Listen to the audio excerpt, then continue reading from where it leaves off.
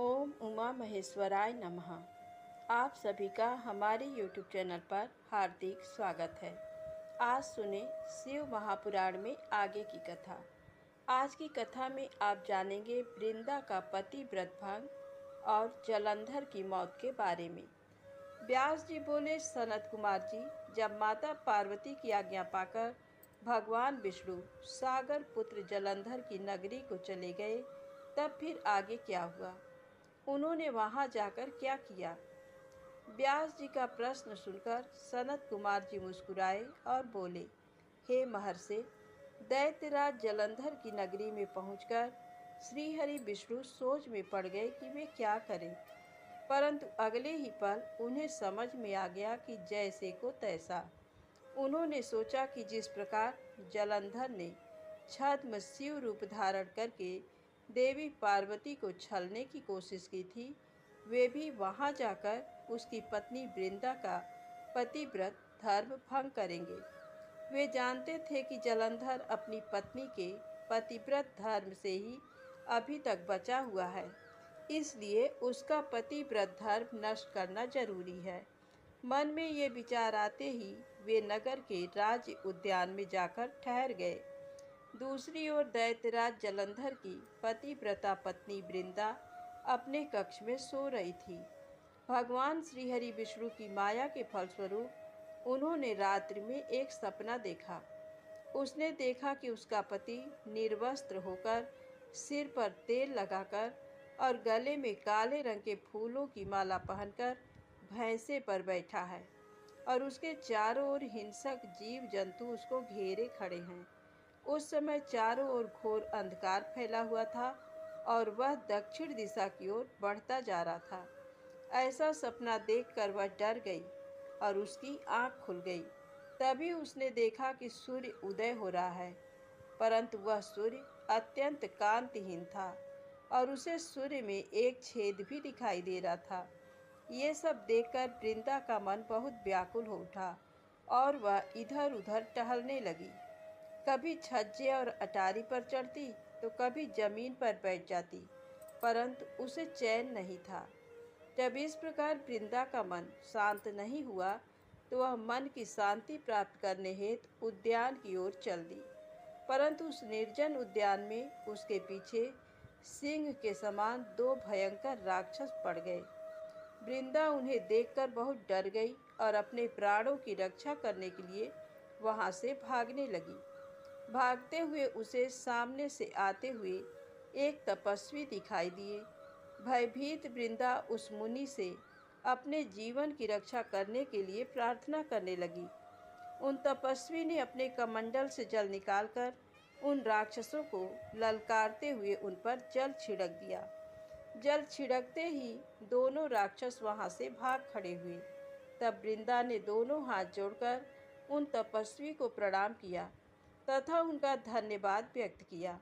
तत्पश्चात उनको अत्यंत दिव्य और शक्तिशाली जानकर वृंदा ने उस मुनि से अपने पति दैत्यराज जलंधर के विषय में पूछा। मुनि ने उत्तर दिया कि देवी, तुम्हारा पति तो युद्ध में मारा गया है। ये कहकर उन्होंने कुछ इशारा किया, जिसके फलस्वरूप दो बानर उनके सामने प्रकट हो गए। अगले ही पल उन तपस्वी का संकेत पाकर वे बानर आकाश मार्ग से उड़कर चले गए और कुछ समय पश्चात दैत्यराज जलंधर का कटा हुआ सिर उसके अन्य सामान को लेकर लौट आए। अपने पति जलंधर का कटा हुआ सिर देखकर वृंदा बेहोश होकर गिर पड़ी। कुछ समय पश्चात होश में आने पर रोते हुए वृंदा उन मुनि से प्रार्थना करने लगी कि वे उसके पति को पुनः जीवित कर दें। ये कहकर वह बहुत जोर जोर से रोने लगी और बोली कि यदि आप मेरे पति को जीवन दान नहीं दे सकते तो मुझे भी मृत्यु दे दें। वृंदा की इस प्रकार के वचन सुनकर मुनि बोले, हे देवी, तुम्हारे पति का वध त्रिलोकीनाथ भगवान शिव के द्वारा हुआ है, अतः उसको जीवित करना देवाधिदेव भगवान शिव का विरोध करना है, परंतु अपनी शरण में आए हुए मनुष्य की रक्षा करना मेरा भी धर्म है। इसलिए मैं तुम्हारे पति को पुनः जीवित अवश्य करूँगा। ये कहकर उन्होंने अपने कमंडल से जल निकाला और मंत्रोच्चारण करते हुए जलंधर पर छिड़का, जिसके फलस्वरूप वह जीवित हो गया। जलंधर को जीवन दान देकर वे तपस्वी वहां से अंतर्ध्यान हो गए। वस्तुतः उस तपस्वी ने ही सूक्ष्म रूप से जलंधर की काया में प्रवेश कर लिया था। दरअसल तपस्वी का रूप धारण करने वाले वे मुनि और कोई नहीं, स्वयं श्रीहरि विष्णु थे। अपने पति को अपने पास पाकर देवी वृंदा बहुत खुश हुई और तुरंत अपने पति के गले लग गई। उसने उन सब बातों को भयानक स्वप्न समझकर भुला दिया। फिर बहुत समय तक उस छद्म वेशधारी जलंधर के साथ वन में ही रमण करती रही। परंतु मायावी की माया भला कब तक छिप सकती थी। एक दिन वृंदा को ज्ञात हो गया कि उसके साथ विहार करने वाला पुरुष और कोई नहीं, स्वयं श्रीहरि विष्णु हैं, जो कि उसके पति का रूप धारण करके उसे छल रहे हैं। ये सारी सच्चाई जानकर देवी वृंदा बहुत दुखी हुई। तब वह श्रीहरि विष्णु से बोली, तुमने एक पराई स्त्री का उसका पति बनकर उपभोग किया है, तुम्हें धिक्कार है। मैं किस प्रकार अपने पति का सामना कर सकती हूँ। अब मुझे जीवित रहने का कोई अधिकार नहीं है, पर तुम्हें तुम्हारी करनी की सजा अवश्य ही मिलेगी। तुमने मुझे अबला जानकर मेरा इस्तेमाल किया है। मैं तुम्हें शाप देती हूँ कि जिन राक्षसों से तुमने मुझे डराकर मेरा विश्वास जीता था, वे ही राक्षस तुम्हारी पत्नी का भी हरण करेंगे और तुम उसके वियोग में हर ओर भटकोगे। तब यही बानर तुम्हारी सहायता करेंगे। मेरा अगला जन्म तुलसी के रूप में होगा और मेरी संजीवनी शक्ति ही मेरी पवित्रता का प्रमाण होगी। भगवान श्री हरि विष्णु को इस प्रकार शाप देकर असुर श्रेष्ठ जलंधर की पत्नी वृंदा ने अग्नि में प्रवेश कर लिया और उसमें अपने प्राणों की आहुति दे दी। उस अग्नि में से एक तेज प्रकट हुआ और वह जाकर देवी पार्वती में समा गया। व्यास जी बोले, हे तात, उधर जब असुर राज जलंधर द्वारा फैलाई गई गंधर्व माया से मोहित होकर सभी देवताओं सहित भगवान शिव भी युद्ध को भूलकर अप्सराओं का नृत्य गान देखने में व्यस्त हो गए, तब क्या हुआ। उधर जब जलंधर को पहचानकर देवी पार्वती कैलाश पर्वत से अंतर्धान हो गईं, तब वहाँ क्या हुआ, भगवान शिव ने क्या किया। सनत कुमार जी बोले, हे महर्षि, जब जलंधर को अपने सामने भगवान शिव के रूप में देखकर देवी पार्वती ने ये जान लिया कि वह कोई बहुरूपिया है, तो वे तुरंत वहाँ से अंतर्ध्यान हो गईं। उनके अंतर्धान होते ही सारी माया वहाँ से गायब हो गई। माया के गायब होते ही सभी देवता अपने अपने होश में आ गए। उधर देवाधिदेव भगवान शिव की चेतना भी वापस लौट आई और जलंधर की माया को जानकर उन्हें अत्यधिक क्रोध आ गया। तब जलंधर भी देवी पार्वती के अचानक वहां से गायब हो जाने के कारण तुरंत ही युद्ध भूमि में लौट आया। तत्पश्चात भगवान शिव और असुर राज जलंधर में बड़ा भयानक युद्ध होने लगा, परंतु त्रिलोकीनाथ भगवान शिव की वीरता और बल के सामने वह तुच्छ असुर कहाँ टिक पाता। ये बात जल्द ही उसे समझ आ गई कि सर्वेश्वर शिव को जीत पाना आसान नहीं है, बल्कि असंभव है। तब असुर राज जलंधर ने भगवान शिव को जीतने के लिए माया का सहारा लिया। उसने तुरंत अपनी माया द्वारा पार्वती को प्रकट किया और उन्हें अपने रथ पर बांध लिया। जलंधर के दो सेनापति शुंभ और निशुंभ अपने हाथों में भयानक अस्त्र लेकर देवी पार्वती को मारने के लिए उन पर झपट रहे थे और देवी पार्वती रोते हुए अपनी सहायता के लिए अपने आराध्य भगवान शिव को पुकार रही थी। ये दृश्य देखकर भगवान शिव भी अत्यंत चिंतित हो गए। अपनी प्राण वल्लभा देवी पार्वती को इस प्रकार कष्ट में देखकर वे व्याकुल हो उठे। तब अपनी प्रिया पार्वती को दैत्येंद्र जलंधर से मुक्ति दिलाने के लिए उन्होंने बड़ा भयानक रूप धारण कर लिया। उनका वह रौद्र रूप देखकर राक्षसी सेना भयभीत होकर इधर उधर भागने लगी और छिपने का प्रयास करने लगी। युद्ध भूमि में हाहाकार मच गया। सब इधर उधर दौड़ रहे थे। जब शुंभ निशुंभ भी अपने प्राणों की रक्षा करने के लिए भाग रहे थे, तब भगवान शिव ने उन्हें ललकारा, परंतु वे फिर भी युद्ध के लिए तत्पर न हुए। भगवान शिव बोले, तुम तो देवी पार्वती को मारने पड़ रहे थे, अब क्यों डरकर भाग रहे हो? आओ और मेरे साथ युद्ध करके अपनी वीरता का परिचय दो। भगवान शिव के वचनों का उन दोनों पर कोई भी प्रभाव नहीं पड़ा और वे भागते रहे। तब क्रोधवश भगवान शिव ने शुंभ निशुंभ को शाप देते हुए कहा, हे दुष्ट असुरों, युद्ध में कभी भी पीठ दिखाने वाले पर वार नहीं करना चाहिए, इसलिए मैं तुम दोनों को छोड़ रहा हूँ। परंतु जिनको तुम मारने का प्रयत्न कर रहे थे, वे ही देवी पार्वती तुम दोनों का एक दिन वध करेंगी। भगवान शिव के इन वचनों को सुनकर क्रोध से भरा जलंधर उन पर झपटा। उसने भयानक बाण चलाकर पूरी पृथ्वी पर अंधकार कर दिया। इससे भगवान शिव का क्रोध अत्यधिक बढ़ गया और उन्होंने अपने चरणांगुष्ठ से बने हुए सुदर्शन चक्र को चला दिया। उस चक्र ने तुरंत जलंधर के सिर को उसके धड़ से अलग कर दिया।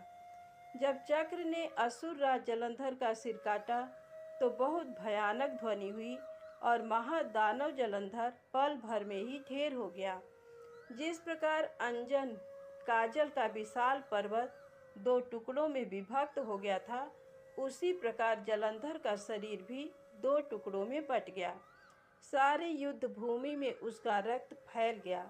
भगवान शिव की आज्ञा से जलंधर का रक्त और मांस महारौरव में जाकर रक्त का कुंड बन गया।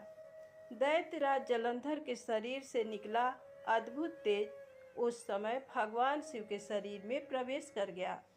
जलंधर का वध होते ही चारों ओर हर्ष की लहर दौड़ गई। सभी देवता ऋषि मुनि बहुत प्रसन्न हुए। अप्सराएं और गंधर्व मंगल गान गाने लगे। सारी दिशाओं से भगवान शिव पर फूलों की वर्षा होने लगी।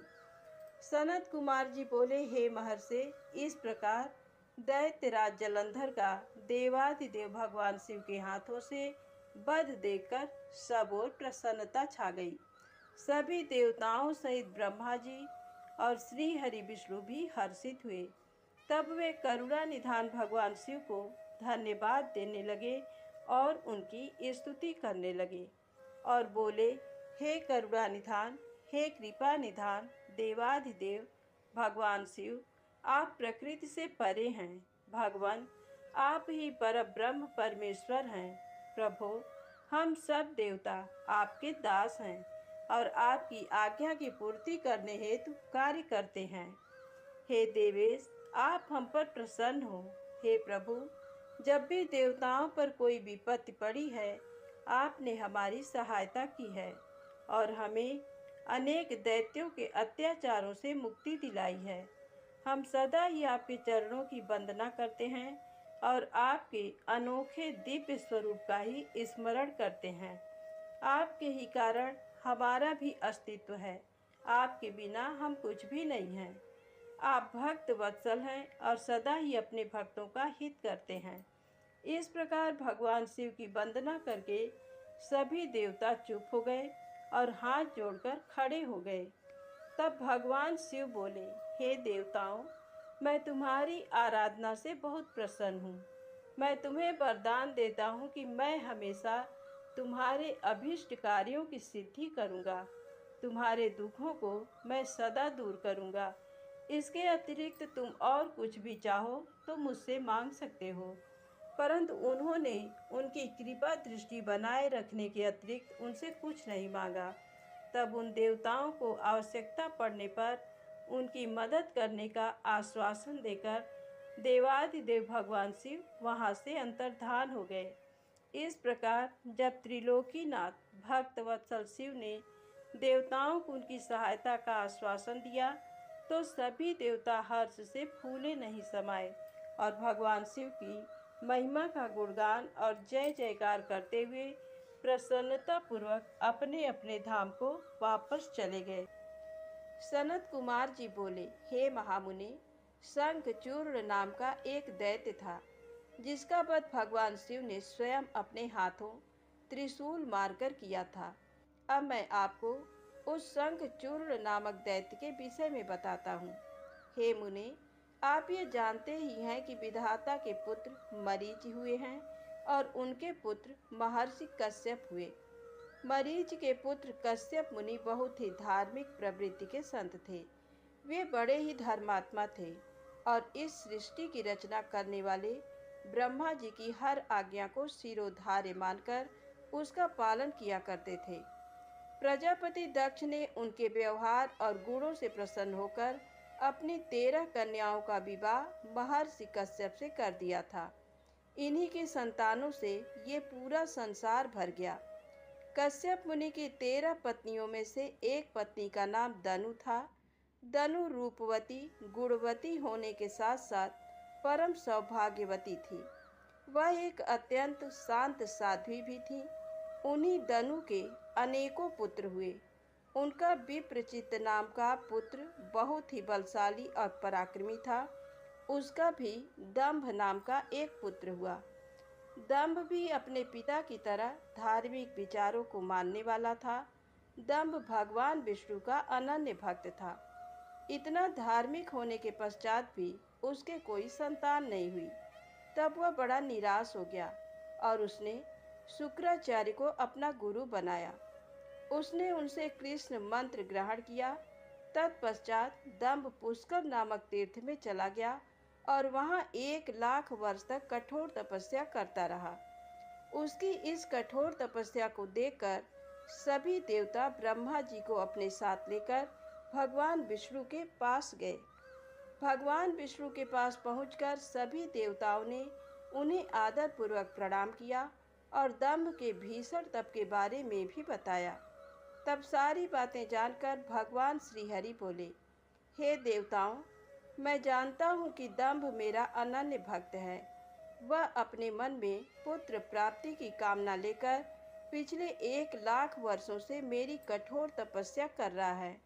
मैं अवश्य ही अपने प्रिय भक्त दंभ की इच्छा पूर्ति करूँगा और आप निश्चिंत होकर अपने स्थान पर चले जाइए। भगवान श्रीहरि के इन वचनों को सुनकर ब्रह्मा जी और देवराज इंद्र तथा सभी देवता उन्हें प्रणाम करके अपने अपने लोकों को चले गए। तब भगवान विष्णु भी अपने भक्त दंभ को उसकी तपस्या का फल देने के लिए पुष्कर गए। वहां उन्हें अपने सामने पाकर दंभ बहुत प्रसन्न हुआ और उनके चरणों में लेटकर उन्हें प्रणाम कर उनकी स्तुति करने लगा। तब श्री विष्णु बोले, हे दंभ, मैं तुम्हारी इस कठोर तपस्या से बहुत प्रसन्न हूँ। तुम अपना अभीष्ट वर मांग सकते हो। आज मैं तुम्हारी हर मनोकामना पूर्ण करूँगा। भगवान विष्णु के ये वचन सुनकर दंभ हाथ जोड़कर बोला, हे देव, यदि आप मुझ पर प्रसन्न हैं तो मुझे अपने जैसा वीर और पराक्रमी पुत्र प्रदान कीजिए। तब श्री हरि विष्णु तथास्तु कहकर वहां से अंतर्धान हो गए। इसके बाद दंभ भी प्रसन्नतापूर्वक अपने घर लौट आया। कुछ समय पश्चात दंभ की पत्नी गर्भवती हुई। तब दंभ के घर में एक अलौकिक तेज विद्यमान था। समय आने पर दंभ की पत्नी के गर्भ से एक पुत्र का जन्म हुआ। मुनियों ने उसका नामकरण संस्कार करके उसका नाम शंखचूड़ रखा। सनत कुमार जी बोले, हे महर्षि, भगवान श्रीहरि विष्णु के वरदान के फलस्वरूप दंभ को एक वीर पराक्रमी पुत्र की प्राप्ति हुई, जिसका नाम शंखचूड़ रखा गया। शंखचूड़ भी धार्मिक था। अपने परम पूज्य गुरु के अमृत वचनों का शंखचूड़ के मन पर गहरा प्रभाव पड़ा और वह पुष्कर नामक तीर्थ में जाकर एकाग्र मन से तपस्या करने लगा। उसने अपनी इंद्रियों को अपने वश में कर लिया और अनेकानेक मंत्रों द्वारा ब्रह्मा जी की साधना करने लगा। उसकी भक्तिभाव से की गई आराधना से शीघ्र ही ब्रह्मा जी प्रसन्न हो गए। एक दिन जब शंखचूड़ प्रतिदिन की भांति तपस्या में मग्न था, ब्रह्मा जी उसके सामने प्रकट हो गए। अपने आराध्य को एकाएक अपने सामने इस प्रकार खड़ा देखकर शंखचूड़ की प्रसन्नता की कोई सीमा न रही। वह ब्रह्मा जी के चरणों में लेट गया और उनके पैरों पर अपना सिर रखकर उनकी स्तुति करने लगा। ब्रह्मा जी ने शंखचूड़ को ऊपर उठाया और उससे कहा, हे वत्स, मैं तुम्हारी आराधना से बहुत प्रसन्न हूँ। तुम जो चाहो मुझसे वरदान मांग सकते हो। मैं तुम्हारी सभी कामनाएं पूरी करूँगा। अपने आराध्य ब्रह्मा जी के ये वचन सुनकर शंखचूड़ बोला, हे ब्रह्मा जी, यदि आप मुझ पर प्रसन्न हैं तो मुझे ये वरदान दीजिए कि मुझे कोई भी जीत न सके। शंखचूड़ के इस वर को सुनकर ब्रह्मा जी बोले, ऐसा ही होगा। और फिर उसे भगवान श्री कृष्ण का अक्षय कवच देते हुए वे कहने लगे कि शंखचूड़, अब तुम बद्रिकाश्रम चले जाओ। वहाँ सकामा तुलसी तपस्या कर रही है। तुम वहाँ जाकर धर्मराज की कन्या तुलसी से विवाह कर लो। ये कहकर ब्रह्मा जी वहाँ से अंतर्ध्यान हो गए। ब्रह्मा जी के अंतर्धान होने पर शंखचूड़ बद्रिकाश्रम की ओर चल दिया। वहां जाकर वह तुलसी के पास पहुंचा। शंखचूड़ को अपने सामने खड़ा देखकर वह बोली, मैं धर्मराज की पुत्री तुलसी हूँ। आप कौन हैं और यहाँ किस लिए आए हैं? कृपया आप यहाँ से चले जाएं। आप शायद नहीं जानते कि स्त्री जाति मोहिनी होती हैं। तुलसी के वचन सुनकर शंखचूड़ बोला, हे देवी, आपके वचन सत्य हैं, परंतु यहाँ मैं अपने आराध्य भगवान ब्रह्मा जी की आज्ञा से आया हूँ। मैं दनु का वंशज, दानव दंभ का पुत्र शंखचूड़ हूँ। पूर्व में राधिका के दिए शाप के कारण मैं दानव कुल में जन्मा हूँ। ये सब कहकर शंखचूड़ चुप हो गया। तब तुलसी बोली, ये सत्य है कि इस संसार में वही पुरुष श्रेष्ठ है जो स्त्री से पराजित हो जाते हैं, परंतु आज मैं भी तुम्हारी स्पष्टवादिता से अत्यंत प्रभावित हुई हूँ। जब इस प्रकार शंखचूड़ और तुलसी आपस में बातें कर रहे थे, तभी वहाँ ब्रह्मा जी प्रकट हो गए। उन्हें देखकर तुलसी और शंखचूड़ दोनों ने उन्हें प्रणाम किया। तुम दोनों यहाँ अभी तक बातें ही कर रहे हो। शंखचूड़, मैंने तुम्हें यहाँ तुलसी का पाणी ग्रहण करने के लिए भेजा था। तुम निश्चय ही पुरुषों में श्रेष्ठ हो और तुलसी निसंदेह ही स्त्रियों में रत्न है। तुम दोनों एक दूसरे के लिए ही बने हो, इसलिए तुम्हें शीघ्र ही एक दूसरे का हो जाना चाहिए। शंखचूड़ और तुलसी को विवाह करने के लिए कहकर ब्रह्मा जी वहाँ से चले गए। ब्रह्मा जी का आदेश मानते हुए तुलसी और शंखचूड़ ने गंधर्व रीति से विवाह कर लिया। तत्पश्चात वे दोनों अनेक सुंदर मनोरम स्थानों पर अनेकों वर्षों तक विहार करते रहे। एक दूसरे का साथ पाकर वे बहुत प्रसन्न थे। व्यास जी बोले, हे ब्रह्मा जी के पुत्र सनत कुमार जी, जब संसार के सृष्टिकर्ता ब्रह्मा जी की आज्ञा से तुलसी और शंखचूड़ ने गंधर्व रीति से विवाह कर लिया, तब फिर क्या हुआ? उन दोनों ने क्या किया? व्यास जी के इस प्रकार के प्रश्न सुनकर सनत कुमार जी बोले, हे महामुने, शंखचूड़ और देवी तुलसी ने ब्रह्मा जी की आज्ञा से विवाह कर लिया और वह उसे अपने साथ लेकर अपने घर वापस आ गया। जब दानवों को इस बात की सूचना मिली कि शंखचूड़ को ब्रह्मा जी से वरदान प्राप्त हुआ है, तो वे सभी बहुत प्रसन्न हुए। दैत्य गुरु शुक्राचार्य ने स्वयं वहां आकर शंखचूड़ को ढेरों आशीर्वाद प्रदान किए। तत्पश्चात उन्होंने शंखचूड़ को असुरों का आधिपत्य देते हुए उसका राज्याभिषेक कराया। राज सिंहासन संभालने के पश्चात शंखचूड़ बहुत प्रसन्न था। तब शुक्राचार्य बोले, हे असुरराज शंखचूड़, तुम निसंदेह ही वीर और पराक्रमी हो। तुम्हें आज असुरों का राज्य सौंपकर मुझे बहुत हर्ष हो रहा है। अब इस राज्य का विस्तार करना और असुरों की रक्षा करने का दायित्व तुम्हारा है। मुझे तुम्हारी प्रतिभा पर पूरा विश्वास है। ये कहकर दैत्य गुरु शुक्राचार्य वहाँ से चले गए। उनकी आज्ञा सिरोधार्य कर शंखचूड़ राज्य करने लगा। उसने अपने राज्य का विस्तार करने के उद्देश्य से अपनी विशाल सेना को इंद्रलोक पर आक्रमण करने का आदेश दे दिया। वह स्वयं भी उस युद्ध में जा खड़ा हुआ। असुरों और देवताओं में बड़ा भयानक युद्ध शुरू हो गया। देवताओं ने अनेक असुरों को मार गिराया, अनेकों को घायल कर दिया। ये देखकर असुर सेना विचलित होकर इधर उधर भागने लगी। इसे देखकर असुर राज शंखचूड़ का क्रोध सातवें आसमान पर जा पहुंचा। अपनी पूरी शक्ति से युद्ध करते हुए उसने देव सेना को खदेड़ दिया। दैत्यराज शंखचूड़ से डरकर देव सेना तितर बितर हो गई और अपने प्राणों की रक्षा के लिए गुफाओं और कंदराओं में जाकर छुप गई। महाबली वीर प्रतापी शंखचूड़ ने स्वर्ग पर अधिकार कर लिया और स्वर्ग के सिंहासन पर विराजमान हो गया। सूर्य, अग्नि, चंद्रमा, कुबेर, यम, वायु आदि सभी देवता शंखचूड़ के अधीन हो गए। अनेक देवता शंखचूड़ के डर से भाग निकले।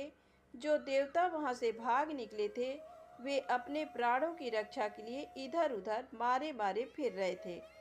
जब उन्हें ये समझ नहीं आया कि अब वे क्या करें, कहाँ जाएं, तब वे सब देवता मिलकर ऋषि मुनियों को साथ लेकर ब्रह्मा जी की शरण में गए। ब्रह्मा जी के पास पहुंचकर देवताओं ने उन्हें प्रणाम कर उनकी स्तुति की। तत्पश्चात उन्होंने शंखचूड़ के आक्रमण और स्वर्ग पर उसके आधिपत्य के बारे में सब कुछ ब्रह्मा जी को बता दिया। ब्रह्मा जी ने आश्वासन देते हुए कहा कि इस विषय में भगवान विष्णु ही हमें कोई सही मार्ग बता सकते हैं, अतः हम सभी को उनके पास चलना चाहिए। ये कहकर वे सब श्री हरि से मिलने के लिए बैकुंठ लोक को चल दिए। बैकुंठ लोक पहुंचकर देवराज इंद्र और ब्रह्मा जी सहित सभी देवताओं ने लक्ष्मीपति विष्णु जी की स्तुति की और उन्हें सारी बातों से अवगत कराया। देवताओं का दुख सुनकर विष्णु जी ने उन्हें ढांढस बंधाते हुए कहा, हे देवताओं, आप इस प्रकार दुखी ना हो। मैं शंखचूड़ के बारे में सभी कुछ जानता हूँ। पहले वह मेरा अनन्य भक्त था।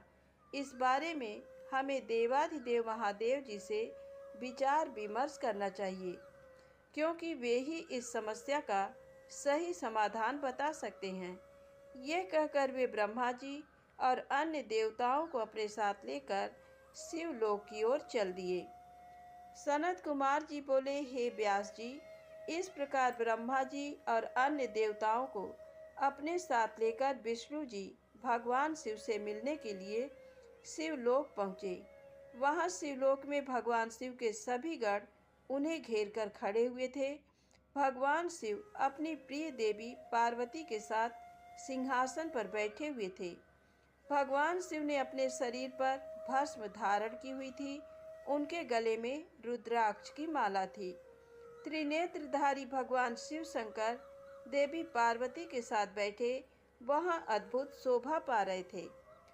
उनका वह अद्भुत और दिव्य रूप देखकर भगवान विष्णु, ब्रह्मा जी, देवराज इंद्र सहित अन्य सभी देवताओं को बहुत प्रसन्नता हुई।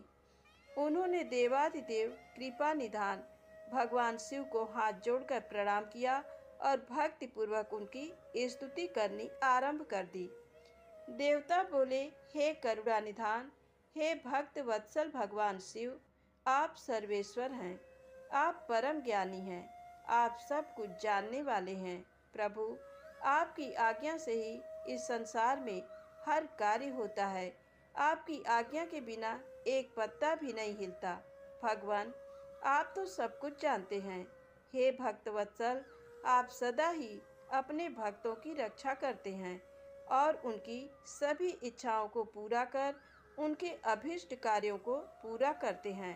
भगवान, हम इस समय बड़े दुखी होकर अपने प्राणों की रक्षा के लिए आपकी शरण में आए हैं। दानवराज दंभ के पुत्र शंखचूड़ ने बलपूर्वक हमारे राज्य पर अपना अधिकार कर लिया है। उसने अनेक देवताओं को अपना बंदी बना लिया है और देव सेना को घायल कर कईयों को मौत के घाट उतार दिया है। किसी तरह हम अपनी जान बचाकर वहाँ से भाग निकले हैं। भगवान, आप अपने भक्तों के रक्षक हैं। हम आपकी शरण में आए हैं। आप हम दुखियों के दुखों को दूर कीजिए। उस शंखचूड़ नामक दैत्य ने हमारा जीना मुश्किल कर दिया है। आप उसको दंड देकर हमें मुक्त कराइए और हमारा उद्धार कीजिए। ये कहकर सब देवता चुप होकर हाथ जोड़कर खड़े हो गए।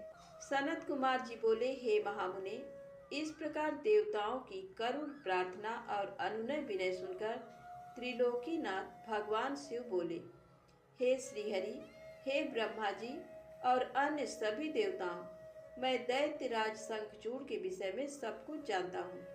असुरराज शंखचूड़ भले ही देवताओं का शत्रु एवं प्रबल विरोधी हो गया हो, परंतु वह अभी भी धार्मिक है और सच्चे हृदय से धर्म का पालन करता है। परंतु फिर भी तुम लोग मेरे पास मेरी शरण में आए हो और शरणागत की रक्षा करना सभी का कर्तव्य है। इसलिए मैं तुम्हारी रक्षा करने का वचन देता हूँ। तुम अपनी व्यर्थ की चिंताएं त्याग दो और प्रसन्न होकर अपने अपने स्थान पर लौट जाओ। मैं निश्चय ही शंखचूड़ का संहार करके उसके द्वारा दिए गए कष्टों से तुम्हें मुक्ति दिलाकर तुम्हारा स्वर्ग का राज्य तुम्हें वापस दिलाऊंगा। भगवान शिव जब इस प्रकार से देवताओं को शंखचूड़ के वध का आश्वासन दे ही रहे थे, तभी उनसे मिलने के लिए राधा के साथ श्री कृष्ण वहां पधारे। भगवान शिव को प्रणाम करके वे प्रभु की आज्ञा से उनके पास ही बैठ गए। श्री कृष्ण और राधा ने महादेव जी की मन में बहुत स्तुति की। जब भगवान शिव ने उनसे उनके आने का कारण पूछा, तब श्री कृष्ण बोले, हे कृपा निधान, दया निधि, आप तो सब कुछ जानते हैं। आप ही इस जगत में सनाथ हैं। आप तो जानते ही हैं कि मैं और मेरी पत्नी दोनों ही साप भोग रहे हैं। मेरा पार्षद सुदामा भी साप के कारण दानव की योनि में अपना जीवन जी रहा है। आप भक्त वत्सल हैं। प्रभु, हम आपकी शरण में आए हैं। हम पर अपनी कृपा दृष्टि करिए और हमें हमारे दुखों से मुक्ति दिलाइए। भगवान, अब हमें इस शाप से मुक्ति दिलाइए। भगवान श्री कृष्ण की इस प्रार्थना को सुनकर देवाधिदेव महादेव जी बोले, हे कृष्ण, आपको डरने की कोई आवश्यकता नहीं है। निश्चय ही आपका कल्याण होगा। आप शाप के अनुसार 12 कल्प तक इस शाप को भोगने के पश्चात ही राधा सहित अपने निवास बैकुंठ लोक को प्राप्त होगे। आपका सुदामा नामक पार्षद इस समय दानव योनि में शंखचूड़ के रूप में सभी को दुख दे रहा है। इस समय वह देवताओं का प्रबल विरोधी और शत्रु है। देवताओं को उसने बहुत कष्ट दिया है। उनका राज्य छीनकर उन्हें बंदी बना लिया है। तब भगवान शिव बोले कि मैं आपके दुखों और कष्टों को समझता हूँ। अब आपको चिंता करने की कोई आवश्यकता नहीं है, अतः सब कुछ भुला दें। तब उन्होंने ब्रह्मा जी और श्री हरि विष्णु को आदेश दिया कि वे वहां से जाकर अन्य देवताओं को समझाएं कि वे निश्चिंत हो जाएं। मैं उनकी इच्छा अवश्य पूरी करूंगा और उन्हें शंखचूड़ के भय से मुक्त कराऊंगा। भगवान शिव के ये अमृत वचन सुनकर श्री कृष्ण, राधा, ब्रह्मा जी सहित श्री हरि विष्णु को बहुत संतोष हुआ। तब वे उन्हें हाथ जोड़कर प्रणाम करने लगे। तत्पश्चात भगवान शिव से आज्ञा लेकर सभी प्रसन्नता पूर्वक अपने अपने स्थान को चले गए। व्यास जी बोले, हे ब्रह्मा पुत्र सनत कुमार जी, जब देवादिदेव महादेव जी ने ब्रह्मा, विष्णु और देवराज इंद्र सहित श्री कृष्ण को शंखचूड़ के वध का आश्वासन दिया, तब सब देवता प्रसन्न होकर उनसे विदा लेकर अपने अपने धाम को चले गए। तब आगे क्या हुआ, भगवान शिव ने क्या किया? व्यास जी का प्रश्न सुनकर सनत कुमार जी बोले, हे महामुने, भगवान शिव के आश्वासन देने पर कि वे असुर राज शंखचूड़ का वध करेंगे, सभी देवता अपने अपने स्थान को चले गए। तब भगवान शिव ने विचार किया कि क्या किया जाना चाहिए। तत्पश्चात उन्होंने गंधर्वराज चित्ररथ पुष्यदंत को स्मरण किया स्मरण करते ही पुष्यदंत तुरंत वहां शिव जी के सामने उपस्थित हो गया। पुष्यदंत ने हाथ जोड़कर महादेव जी को प्रणाम किया और उनकी स्तुति की। तत्पश्चात पुष्यदंत हाथ जोड़कर बोले, हे देवाधिदेव, कृपा निधान, करुणा निधान, मेरे लिए क्या आज्ञा है? मैं आपकी आज्ञा शिरोधार्य कर उसे यथाशीघ्र पूरा करूंगा। यह सुनकर भगवान शिव ने पुष्यदंत को अपना दूत बनाकर शंखचूड़ के पास भेजा। अपने आराध्य भगवान शिव की आज्ञा पाकर पुष्यदंत तुरंत ही वहां से असुरराज शंखचूड़ के नगर की ओर चल दिया। पुष्यदंत शंखचूड़ के नगर पहुंचकर उनसे मिला और बोला, हे असुरराज, मैं त्रिलोकीनाथ भगवान शिव का दूत बनकर उनका संदेश लेकर आपके पास आया हूँ। उन्होंने कहा है कि आप यथाशीघ्र देवताओं को उनका राज्य वापस सौंप दें, अन्यथा भगवान शिव के साथ युद्ध करें। युद्ध में उनके हाथों आपका वध निश्चित है। मैंने भगवान शिव के सभी वचन आपसे कह दिए हैं।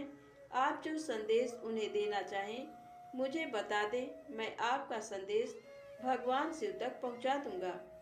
पुष्यदंत नामक दूत की बातें सुनकर असुरराज शंखचूड़ बोला, हे मूर्ख दूत, क्या तुम मुझे बेवकूफ समझते हो? जाकर अपने स्वामी से कह दो कि मैं देवताओं को उनका राज्य वापस नहीं दूंगा। मैं वीर हूँ, युद्ध से नहीं डरता। अब शिव और मेरा सामना युद्ध भूमि में ही होगा। असुरराज शंखचूड़ के ऐसे वचन सुनकर पुष्यदंत मन ही मन क्रोध की सारी सीमाएं पार कर गया, परंतु अपने स्वामी की आज्ञा के बिना वह कुछ नहीं करना चाहता था, इसलिए चुपचाप वापस शिव जी के पास लौट गया। ब्रह्मापुत्र सनत कुमार जी बोले, हे महर्षि, जब भगवान शिव का पुष्यदंत नामक दूत शंखचूड़ की नगरी से वापस आया तो उसने कैलाश पर्वत पर पहुंचकर भगवान शिव को असुरराज शंखचूड़ द्वारा कही गई सभी बातें बता दी। तब दूत के इन वचनों को सुनकर भगवान शिव को बहुत क्रोध आया। भगवान शिव ने अपने वीर साहसी गणों और अपने दोनों पुत्रों कार्तिकेय और गणेश को बुलाया। उन्होंने भद्रकाली सहित अपनी पूरी गण सेना को युद्ध के लिए तैयार होने की आज्ञा प्रदान की। भगवान शिव की आज्ञा के अनुसार उनके वीर गणों और पुत्रों ने युद्ध की सभी तैयारियां अतिशीघ्र पूरी की और आकर इस बात से भगवान शिव को अवगत कराया। तब त्रिलोकीनाथ भगवान शिव ने अपनी देव सेना और गणों के साथ दैत्यराज शंखचूड़ की नगरी की ओर प्रस्थान किया। पूरी शिव सेना प्रसन्न मन भगवान शिव की जय जयकार करती हुई आगे बढ़ रही थी। उनके प्रिय पुत्र गणेश और कार्तिकेय सेना के अधिपति के रूप में अपनी सेना का नेतृत्व कर रहे थे। भगवान शिव की सेना में 8 भैरव, 8 वसु, 11 रुद्र और 12 सूर्य भी सम्मिलित थे। अग्नि, चंद्रमा, विश्वकर्मा, अश्विनी कुमार, कुबेर, यम, नैऋति, नल, कुबर, वायु, वरुण, बुध और मांगलिक ग्रह नक्षत्र भी भगवान शिव की सेना की शोभा बढ़ा रहे थे। उनकी सेना में देवी भद्रकाली, जिनकी 100 भुजाएं थीं, अपने पार्षदों के साथ युद्ध भूमि की ओर प्रस्थान कर रही थी। भद्रकाली देवी की जीभ 1 योजन लंबी और चलायमान थी।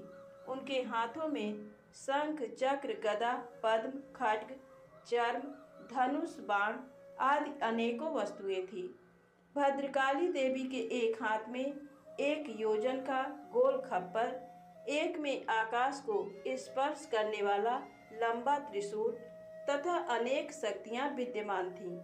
देवी भद्रकाली का अनुसरण करते हुए उनके साथ 3 करोड़ योगिनी, 3 करोड़ डाकिनियां भी थीं, जो अपनी सेना को साथ लेकर शंखचूड़ की असुर सेना को मजा चखाने के लिए पूरे जोरों शोरों से चल रही थी।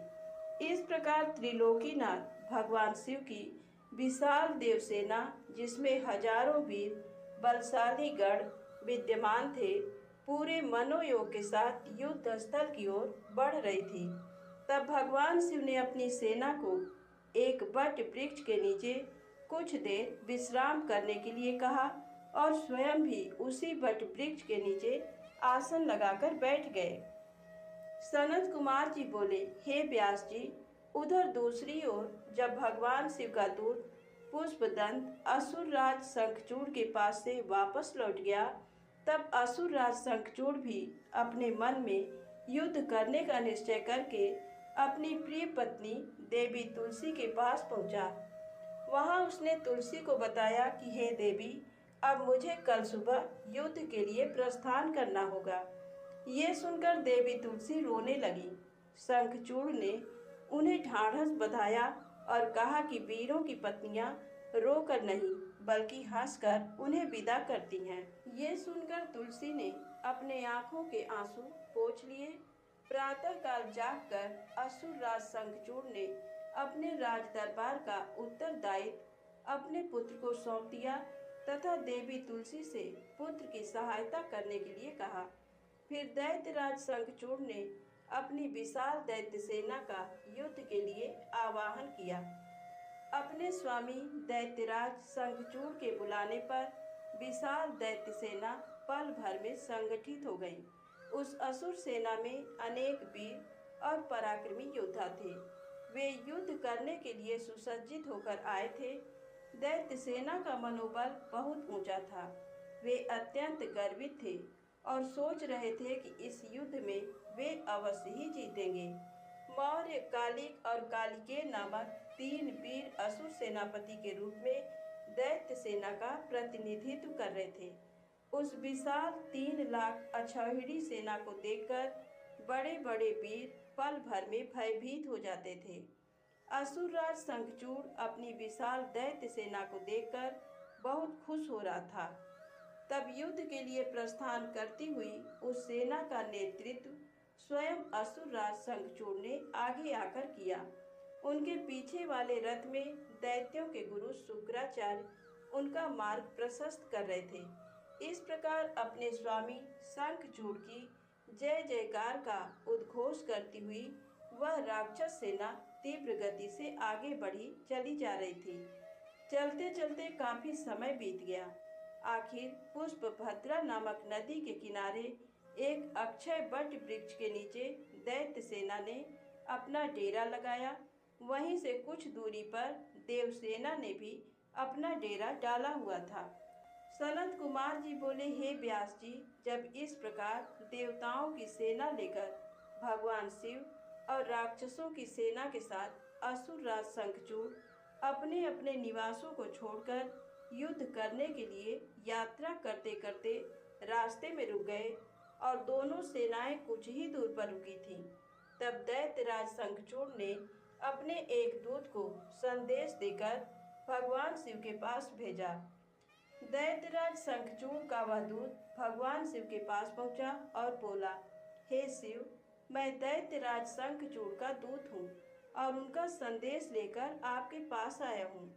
मेरे स्वामी ने कहलवाया है कि वे यहाँ आ गए हैं। अब आपकी क्या इच्छा है? तब दैत्यराज के उस दूत से शिव जी बोले, दूत, तुम जाकर अपने स्वामी शंखचूड़ से कहो कि देवताओं के साथ शत्रुता छोड़कर उनसे मित्रता कर लो। उनका हड़पा हुआ राज उन्हें वापस कर दो और तुम सुखपूर्वक अपने राज्य पर शासन करो। दैत्यराज से कहना कि वे शुद्ध कर्मी महर्षि कश्यप की संतान हैं। उन्हें ऐसा करना शोभा नहीं देता, इसलिए वे समय रहते मेरी समझाई हुई बात को समझ जाएं, अन्यथा इसके परिणाम दानवों के लिए बहुत घातक हो सकते हैं। भगवान शिव के इस प्रकार के वचन सुनकर वह दूत पुनः बोला, हे देवाधिदेव, हालांकि आपकी बातों में कुछ सच्चाई है, परंतु क्या हमेशा हर बात में असुर ही गलत होते हैं? देवता हमेशा सही होते हैं, उनकी कभी कोई गलती नहीं होती। आपके अनुसार सारे दोष असुरों में हैं, जबकि वास्तविकता में ऐसा बिल्कुल भी नहीं है। दोष केवल असुरों में ही नहीं, देवताओं में भी है। मैं उनका पक्ष लेने वाले आपसे पूछता हूँ कि मधु और कैटभ नामक दैत्यों के सिरों को किसने काटा? त्रिपुरों को युद्ध करने के पश्चात क्यों भस्म कर दिया गया? आप सदा से ही देवताओं और दानवों में पक्षपात करते आए हैं। आप देवताओं का ही कल्याण करते हैं, जबकि ईश्वर होने के नाते आप देवताओं और असुरों दोनों के लिए ही आराध्य हैं। इसलिए आपको किसी एक के संबंध में नहीं, बल्कि दोनों के हितों को ध्यान में रखना चाहिए। शंखचूड़ के दूत के वचनों को सुनकर कल्याणकारी शिव बोले, दूत, तुम्हारी ये बात पूर्णतः गलत है। मैं देवताओं और दानवों में कभी कोई भेद नहीं करता। मैं तो सदा से ही अपने भक्तों के अधीन हूँ।